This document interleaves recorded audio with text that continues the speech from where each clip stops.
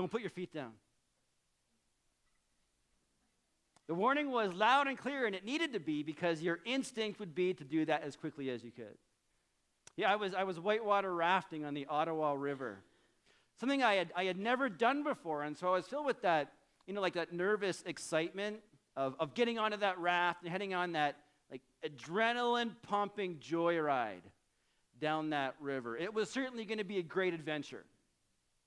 But then, as a group, we had to watch videos to get necessary information and instruction before heading out onto the river.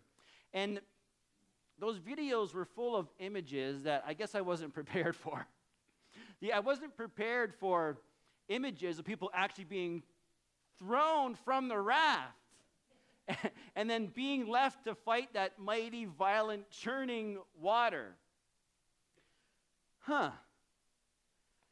I guess I really hadn't thought that ride had that potential for an unexpected twist. But the greatest unexpected twist in all that was what our guide, what our instructor told us. If, for whatever reason, you're thrown out of the raft, keep your feet up and go with the flow. Whatever you do, do not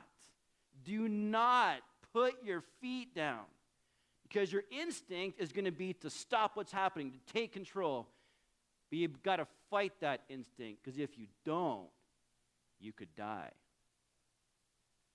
He went on to explain to us shallow water drowning, in which even water that's not very deep, people put their feet down and their ankles get stuck in the rocks and they are drowning. Every year this happens. Keep your feet up, go with the flow. As I think about that adventure and going on that white water, it sounds a whole lot like what it means to follow Jesus. Because God's plan is rushing ahead. God has a plan that's rushing forward by the power of his hand. It's not going to stop, and he's in complete control. And yet sometimes, instead of trusting Almighty God, believing that he's still working, that something is still moving, we want to stop that. We want to take control. And we might say, hey, I didn't sign up for that. This is not what I signed up for. We put our feet down and shallow water drown in our faith. Are you choking on some water this morning in your faith? Have you seen all that's happening around you and you're wondering, this is God's working? God's moving here? And you put your feet down? Are we shallow water drowning in our lack of trust? What might we need to learn, to be encouraged with, to simply keep our feet up and go with the flow? Well, this morning we're going to be in the book of Genesis. Genesis chapter 40 and 41. A familiar story. We've been in the book of Genesis since January, and we'll finish it off shortly in the next little while. Today we come to Genesis chapter 40 and 41. Let's stand together and read just the first few verses of Genesis chapter 40.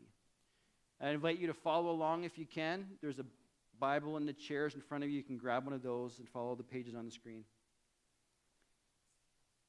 Genesis chapter 40, verse 1. Sometime later, the cupbearer and the baker of the king of Egypt offended their master, the king of Egypt.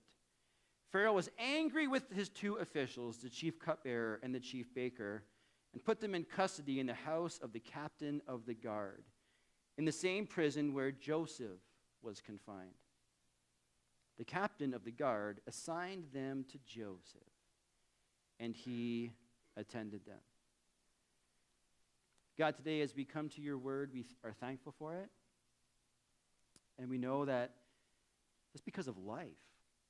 Many of us feel like we're in this chaotic, crazy churning water. It seems out of control at times. Like we really don't know what to do or what's happening or what you're doing.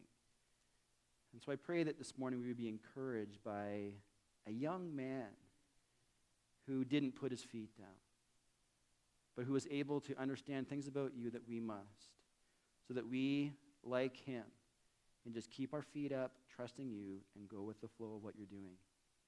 As hard as that is, and as scary as it is, you need to understand what you're doing, what you're up to. Let me pray these things in your name. Amen. Please be seated.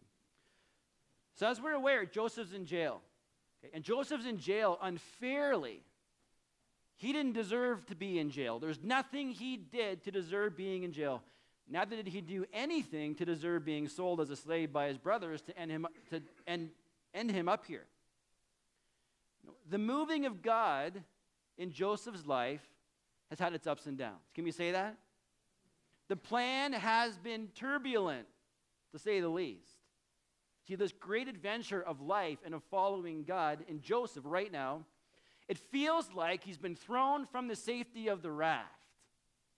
Right? He's just thrown out of the boat. And as the instinct is in those times, we want to put our feet down, we want to take control. Because we're not sure what God's up to. We're not really too sure he's up to anything. God doesn't seem to be moving here. Things don't seem to be working, so I will. Joseph is in this place. His temptation, his instinct to kick in is the same as ours. He would want to put his feet down, take control, stop what's happening, but he doesn't. There's things Joseph understands that we need to understand to be encouraged in this. And the first thing is this. In these first few verses, we learn this incredible truth. God is always working behind the scenes. God is always working behind the scenes. See, God's plan is always unfolding in ways that we can't see. And maybe even miraculously that we don't get to see. Okay? We don't get to see these things. But God's plan is always moving forward in ways that we cannot possibly realize or understand. Now, see, we have the advantage of being able to read the rest of the story, right? So, we can read the rest of the story and see how all this plays out. But in this moment, verse 1 to 4, all we know is that today, Joseph's in jail, and some more people were put into prison. That's it. That's all we see here. Nothing out of the norm. Nothing atypical. It's just another day in the life of being in jail. Today, more prisoners came. That's it.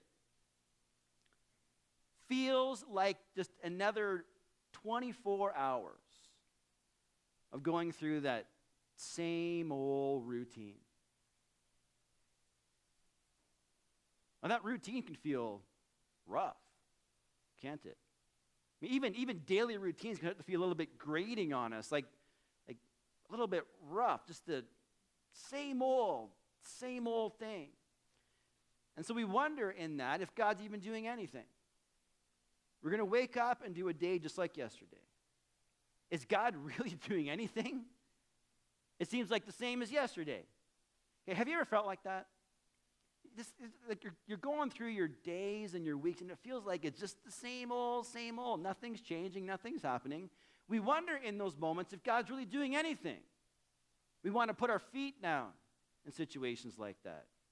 See, blindness to what God is doing can force that instinct to kick in. We just want something to happen. We just want anything to happen. We're not the first to default to that. And we're not the first to pay the consequences for it either. See, Abraham did that. Joseph's great-great-grandpa Abraham did that. Because God had a plan for Abraham, and the plan was that he was going to have a son through his wife Sarah. But Sarah was having difficulty getting pregnant, and so what did they decide to do? Hey, Abraham, just sleep with Hagar, my servant.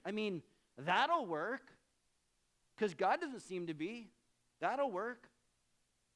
Joseph's own dad, Jacob, does the same thing because God had a plan for his life, and the plan was that The older would serve the younger. His older brother Esau would eventually serve him. But things don't seem to be happening. Same old routine, day in and day out. And so Jacob decides to put his feet down. He decides to step into that moment, and he gets the blessing from his father by deceiving him. See, that'll work because God doesn't seem to be. Even beyond this day, where we are in the scriptures today, in the book of Exodus, we see Moses doing this. God's people were being oppressed. Nothing seemed to be happening that was good. And so Moses takes matters into his own hands. Literally, he murders someone. Because that'll work, right? Because God doesn't seem to be. They put their feet down and they pay the consequences. Abraham had, let's just say, significant family issues after that. Tensions that we still feel today.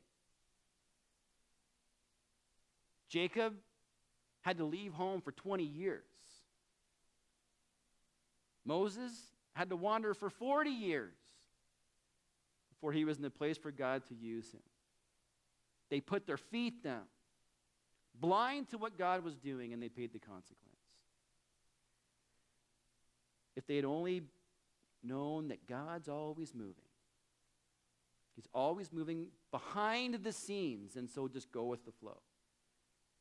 God's always moving behind the scenes. We just have to learn to go with the flow. And that seems to be what Joseph does. Look at the second part of verse 4 into verse 8. After they had been in custody for some time, each of the two men, the cupbearer and the baker of the king of Egypt, who were being held in prison, had a dream the same night. And each dream had a meaning of its own. When Joseph came to them the next morning, he saw that they were dejected. So he asked Pharaoh's officials who were in custody with him in his master's house, "Why do you look so sad today?" "We both had dreams," they answered, "but there is no one to interpret them." Then Joseph said to them, "Do not interpretations belong to God? Tell me your dreams." God is always working through our spiritual gifts. Now, as much as God is working behind the scenes in that chaos, when we're in the middle of it, we're in our scene of the play. There's a part for us to play. And Joseph knows he has a gift, a God-empowered gift that he's going to use in that moment. He's not going to stop using the way God's gifted him. And we see that from what he says. In verse 8, does he not say this? Do not interpretations belong to God? He's affirming, God gave me a gift. And even though I'm in jail, I'm gonna use that gift. And we also know it's a God-empowered gift because verse 20 and 23 later on in this chapter tells us that after Joseph interprets the dreams, he's right. Well, of course he's going to be right. He's going to be right because God gave him that gift to use that gift for him. Of course he's going to be right. So Joseph uses his gift. Now, in the New Testament, a spiritual gift, we sometimes refer to as a spiritual gift, they're really described the same way as what we see in this chapter. In 1 Corinthians 12, 4-6, it says, there's different kinds of gifts, but the same Spirit, the Holy Spirit, distributes them. What that means is if you're a follower of Christ, you have a gift, a spiritual gift. It continues, there are different kinds of service, but the same Lord. What that means is you might have the same gift as somebody else, but how you use that gift could be different. Okay, I have a teaching gift. I preach on Sundays. You have a teaching gift. It might be in your home, in a Bible study, or in a small group. Okay, God uses your gifts different. And then it continues, there are different kinds of working, but in all of them and in everyone, it's the same God at work. Basically saying that God's going to use your gift differently. He might use someone's gift to impact thousands, while for God, for you, it might mean it doesn't. It's God. It's up to God, and God's going to work the gift according to how he wants to work your gift. We all have one, a spiritual gift, a God-empowered gift if we're believers in Christ. Now, in the New Testament, just so you know, dream interpretation is not on any lists. All right? So you can't do that. You can't interpret a dream. But in the Old Testament, God often spoke to people through dreams. And God used people, like in this story, the man Joseph, to interpret dreams to make it very clear what was happening. So these men are in jail, they're dejected, and Joseph uses his gift. Now, there are times that even myself, maybe you, it's true with you too, start to feel restless in our faith. I've never felt restless in their faith, like nothing seems to be happening. Like you just know there's more, but you don't know how to get there. You just kind of feel like you're sitting back, but you can't really put your finger on things. You have this restlessness. And when people have this restlessness, maybe even like they feel like they're in bondage to this, much like Joseph in jail. I always ask people these three questions, and myself. The first question is this: are you feeding yourself God's word? You have to do that. And so if you're restless and you're not doing that, well, that's probably the problem. But if you are doing that and you're still restless, then ask this question: are you connected to your church? Okay, there's fellowship that's so important, and often we just are restless because we're not connected. We're not meeting with people, doing life. The church is more an organism than an organization. It's living, it's people that we're meant to do life with. So if you're not doing that, well, that maybe is why you're restless. But if you are, and you still are restless, then you got to ask the third question, and it's this: are you using your spiritual gift? Are you using your spiritual gift? I mean, you have to use your spiritual gift because you're not meant to just be here. You're meant to be here and to serve God with the gift he's given you to do so with. So if you're restless, then you got to use your spiritual gift. Now, after all those things, if you still are restless, then it might be that you don't know your gift. You think it's something, but it's maybe something else. There could be things to consider, but Joseph uses his gift. He uses his gift. He uses it because God gave him the gift. There's an interesting note in verse 14. Let me just read verse 14 of chapter 40. Listen to what Joseph says to these guys. But when all goes well with you, remember me and show me kindness. Mention me to Pharaoh and get me out of this prison. Mention me to Pharaoh and get me out of this prison. Joseph might be using his gift, but he'd rather be somewhere else. And can you blame him? Can you blame him? I mean, he's in jail for doing everything right. There's no reason for him to be there. You know, sometimes God has a will, and we just don't like it. It's hard. I mean, has anybody else ever felt where God has you right now in his will to be hard, difficult? And what do you want to do? You want to put your feet down in situations like that. You want to put your feet down.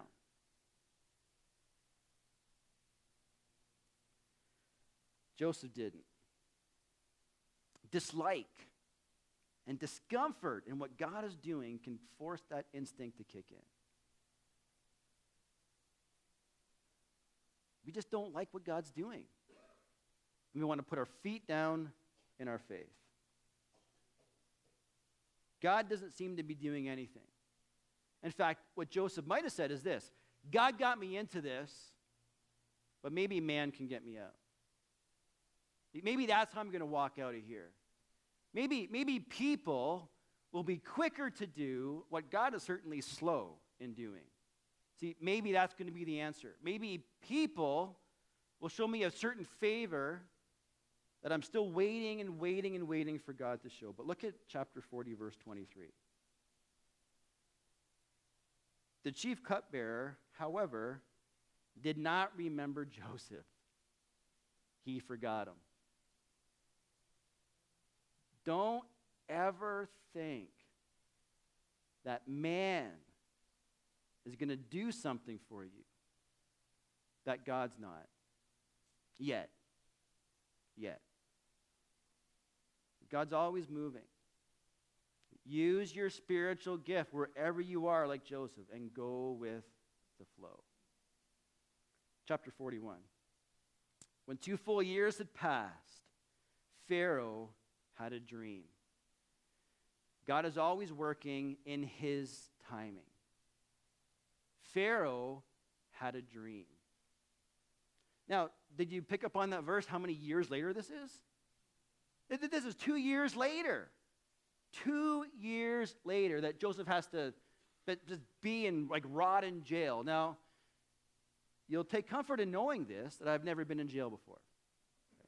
Now, I have been in the back of police cars before, but I'll tell those stories later. Maybe. But I do know people who have been in jail. I have friends that have been in jail. I've worked with people that have been in jail.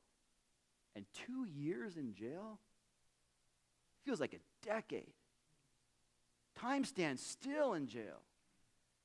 That 2 years just felt like 10, 20 years to Joseph, all because this guy forgot. He just forgot. Now, maybe, if you know how these dreams turn out, maybe he was just overjoyed with the fact that his friend the baker got impaled. That's what his dream meant. And he got to get his job back. So maybe he was just overjoyed with the fact that he wasn't impaled. But whatever the reason, Joseph had slipped his mind. But Joseph had not slipped God's mind. Although sometimes we think we have. You ever been there where you just feel like you've slipped God's mind? Like nothing seems to be happening here. You just seem to be waiting and waiting and waiting. Impatience. We want to put our feet down in situations like that. Impatience causes that instinct to kick in. And impatience, that's eventually going to turn to aggravation and being annoyed, and that's going to eventually turn to just being mad about what's going on. In those times, we're just skeptical that God is doing anything. But in his timing, he does. Chapter 41, verse 9.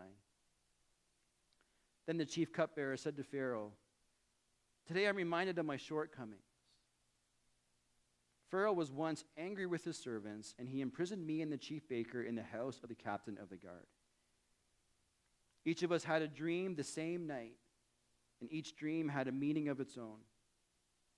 Now a young Hebrew was there with us, a servant of the captain of the guard. We told him our dreams, and he interpreted them for us, giving each man the interpretation of his dream. And the things turned out exactly as he interpreted them to us. I was restored to my position, and the other man was impaled. So Pharaoh sent for Joseph." God's always moving. In his time. We just need to go with the flow. So Pharaoh sent for Joseph. And he was quickly brought from the dungeon. When he had shaved and changed his clothes, he came before Pharaoh. Pharaoh said to Joseph, "I had a dream, and no one can interpret it. But I've heard it said of you that when you hear a dream, you can interpret it." "I cannot do it," Joseph replied to Pharaoh. "But God will give Pharaoh the answer he desires." In verse 17 down, we read of what these dreams were. Dream number 1, 7 fat cows eating grass by the river. And then 7 skinny cows came and ate the fat cows, and then the skinny cows were still skinny. Man, it was a weird dream. I don't think Pharaoh said, "That was a weird dream, Joseph." But it was a weird dream. Dream number 2, 7 heads of grain all flourishing on the stalk. All just there. And then 7 heads of grain that looked like they were scorched in the sun, came and devoured these fat and flourishing heads of grain, but the stalks looked like they were still scorched by the sun. It was a really weird dream, Joseph. I don't know if you can do anything with that. Joseph interprets the dreams. Verse 28 of chapter 41. It is just as I said to Pharaoh. God has shown Pharaoh what he's about to do. 7 years of great abundance are coming throughout the land of Egypt, but 7 years of famine will follow them. Then all the abundance in Egypt will be forgotten, and the famine will ravage the land. The abundance in the land will not be remembered, because the famine that follows it will be so severe. The reason the dream was given to Pharaoh in two forms is that the matter has been firmly decided by God, and God will do it soon.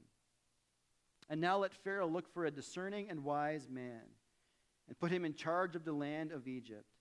Let Pharaoh appoint commissioners over the land to take a fifth of the harvest of Egypt during the 7 years of abundance. They should collect all the food of these good years that are coming, and store up the grain under the authority of Pharaoh to be kept in the cities for food. This food should be held in reserve for the country, to be used during the 7 years of famine that will come upon Egypt, so that the country may not be ruined by the famine. God is always working, and he's always working through people you'd least expect. This is Pharaoh. This is the Pharaoh. Now understand, that's not his name, that's a title. He's the Pharaoh. And that title means great house. He has absolute authority. He's the supreme commander of the armies. He is chief justice of the courts. He is high priest over all religion. He has absolute power, and in fact, people even think he's divine.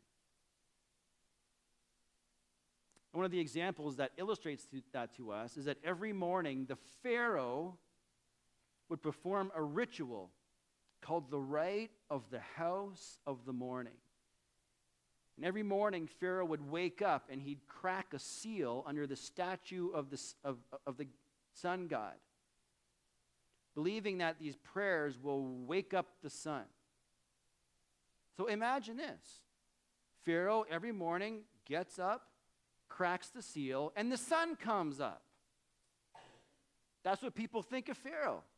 That's how good he is. He cracks the seal and he makes the sun come up. Pharaoh is as pagan as they come. He's as pagan as they come. And though we see later on in the story that Pharaoh acknowledges Joseph's God, doesn't mean he believes in that God. His life isn't changed by that God. He doesn't change his lifestyle because of that. There is no conversion experience here. But there doesn't need to be. Because by the power of God's hand, he will use Pharaoh as a tool to accomplish anything he wants. God used the Pharaoh. Who would have thought that was possible? I mean, do you ever look in your life at what's going on and you think to yourself, there's no way God's working through that guy or that woman or this situation? Do we often think that? There's no way God can use that person. We want to put our feet down in situations like that. We're just skeptic. Skepticism forces that instinct to kick in. God's not going to use that person. We are unsure of God's ability to actually use them. And yet he does. Proverbs 21:1 says, "In the Lord's hand, the heart of the king is like a stream of water. He channels it towards the people who please him." Some translations say, and he turns it wherever he wants. God is always moving in people you least expect. And so we just go with the flow. God's always moving. Always moving. He's always moving behind the scenes through your spiritual gifts in his timing in people you'd least expect. And so go with the flow. A few weeks ago, I met a new friend of mine in the missions organization that I'm sitting on the board for. And this man has now come to work for us and do a few things for us. He was a lifer as a missionary. Much of his missionary work was done outside of Canada. But there was a time in his life when he really felt that God was calling him to work here in this country. And if he could only prove that he was a Canadian citizen, he wouldn't have to go all through the paperwork and the waiting of trying to get a work visa. In fact, his mom was born in Canada, but there was no way he could prove it. Now, I don't know the whole situation of that family, but I know his mom had passed away. She was long gone. His dad had remarried to a woman, his stepmom, and there was considerable tension between the stepmom and the rest of the family. So much tension that this man only saw her 2 times in 20 years. 2 times in 20 years. But during this season in his life when he really felt God calling him to Canada, having to go through all this red tape and paperwork trying to get this work visa, it was taking forever. His stepmom, for whatever reason, and him got together. That was the second time in 20 years. He sat down in the living room, and his stepmom came out with an envelope and said, I'm getting rid of some stuff I don't want around here. So here, you might want this.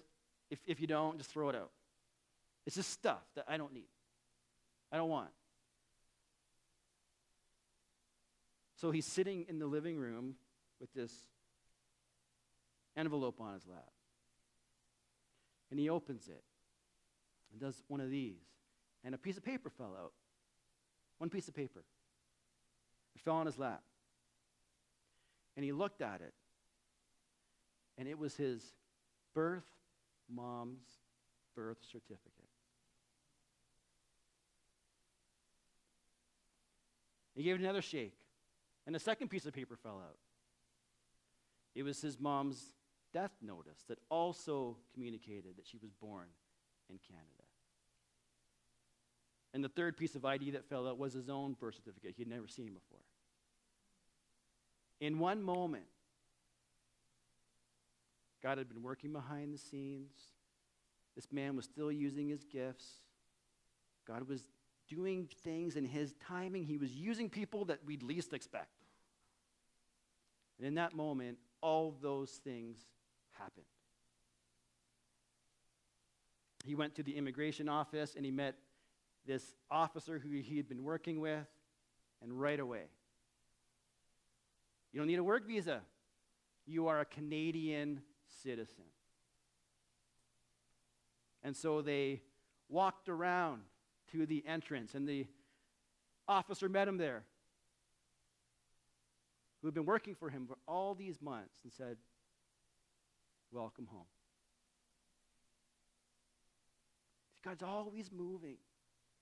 He's always moving. We just need to go with the flow. But you might say to yourself, oh, but I'm still in that waiting period. Things don't seem to be happening. I want to put my feet down. I just want to put my feet down. Well, there's this the last part of the story that will encourage us. Chapter 41, verse 37. The plan seemed good to Pharaoh and to all his officials. So Pharaoh asked them, can we find anyone like this man, one in whom is the Spirit of God? Then Pharaoh said to Joseph, since God has made all this known to you, there is no one so discerning and wise as you. You shall be in charge of my palace, and all my people are to submit to your orders. Only with respect to the throne will I be greater than you. So Pharaoh said to Joseph, I hereby put you in charge of the whole land of Egypt. Then Pharaoh took his signet ring from his finger and put it on Joseph's finger. He dressed him in robes of fine linen and put a gold chain around his neck. He had him ride in a chariot as his second in command, and people shouted before him, "Make way." Then he put him in charge of the whole land of Egypt.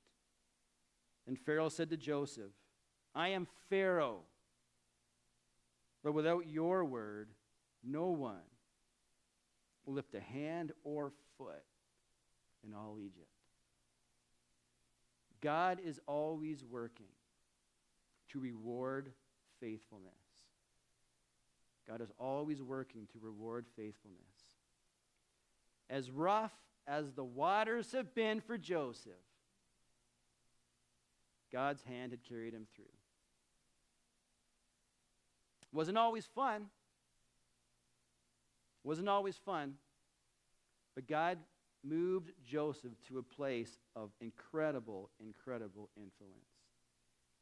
The outcome is one that we would have never expected when we started reading in chapter 40 that Joseph's in jail. We would have never expected this. Joseph had been faithful with a few things. Wherever he was, in whatever situation, Joseph was faithful to God in a few things. And now he's put him in charge of many things. Matthew 25 communicates that to us as believers in Christ. What we're supposed to be doing here in our time waiting for Christ. We're meant to be faithful in the things that God has given us. And he rewards that. 2 times in that chapter, he says, "Well done, good and faithful servant. You have been faithful in a few things. Now I will put you in charge of many things. Come and enjoy your master's happiness." As a teenager, Joseph had got a robe from his dad. And that robe did not just symbolize favoritism, which is what we often think. It does, but there's more to it. It also symbolizes rule, that he had authority over his brothers. And they sold him for that. And then where do we see Joseph next in the story? He's in Potiphar's house, the chief of police's house, the minister of defense. Now he's in charge of that house. And then he goes to jail. And now where do we see Joseph today? Joseph is in Pharaoh's house. And he's not just in charge of one. He's in charge of the whole land. And what does Joseph do to mark that? He gives him a new robe. He literally wraps his body in robes. When we met him, Joseph, he was in charge of one small house. When we leave this part of the story, he's in charge of a whole country. If he had put his feet down, he would have shallow water drowned in his faith. But Joseph knows, and he knew God was moving. He would reward faithfulness and to just go with the flow. We've been reading a lot about and hearing a lot about hurricanes these days. A lot. I just heard there's one heading to Florida again. I don't know what letter of the alphabet we're on anymore. It's up there anyways. It's a good thing we don't have to worry about hurricanes here, right? Well, there was a time we did. In fact, in 1954, there was a hurricane that came through Toronto called Hazel. And in fact, Hazel was so nasty that they're never allowed to use her name again to name a hurricane. Hurricane Hazel. Well, my grandpa lived in Toronto with my mom and my 2 uncles. My mom would have been about 8. My uncle's like 6 and 2, somewhere in there, 5 and 2. When Hurricane Hazel came. In their backyard. It was the Humber River that had flooded. And when you see those pictures, there's all these, the Humber River is just loaded, like right up to the point where you can't even get under bridges that cars were driving over. And my grandparents had just put my mom and uncles to bed, settle down for a quiet evening, when he heard cries for help. In the Humber River. And my grandpa was a great outdoorsman, loved the water, had lots of boats. And so he jumped on his 15-foot boat and headed into this water to try to get to these people, these neighbors who he loved, to care for them and rescue them. But what happened was, when he hit one of these bridges, the water was going so fast, and it was so chaotic and rumbling and churning, that when he hit this bridge, it flipped his boat.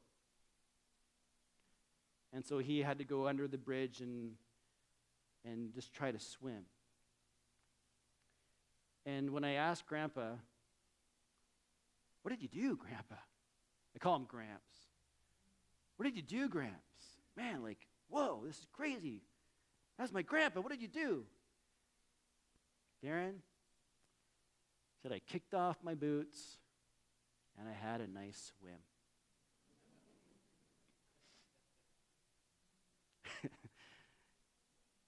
He was telling me, I just laid back, I went with the flow. You know, God's always moving. That's what he's asking us to do today. God's always moving. He's moving in your families. He's moving in relationships. He's moving at work. He's moving in this church. And we don't always see it, and we have these questions. But he will reward faithfulness in all of those things. He does reward faithfulness. And so no matter what's happening around you, no matter how that feels, the encouragement that God tells you today is this: I am moving. I will reward your faithfulness. And so kick your boots off, lay back, go with the flow. He can be trusted. God, today we are thankful for our time together, and we are thankful for a good reminder of your work. We are thankful that you are always moving, always working, always accomplishing things, even things that we can't see. And God, perhaps today there's some of us that are feeling like that's not true. We just want to put our feet down because of these issues, these things we don't understand or we can't see. So we thank you for the example of Joseph, who was just able to understand these truths about you. You are moving, to just trust you and go with the flow. As scary as that is, and as much as we want to put our feet down sometimes, maybe look to you and understand that you are up to more than we could possibly ever think, imagine, or understand. Maybe trust you today. Maybe trust you. Who would have thought that Joseph, the story would end where it was, to end where it did? But Joseph knew God was always moving. So he went with the flow, allowing the mighty current of God's plan to cut the path and to clear the way and carry him to where he could accomplish that. Thank you for that encouragement for us today. Let me pray that in your name.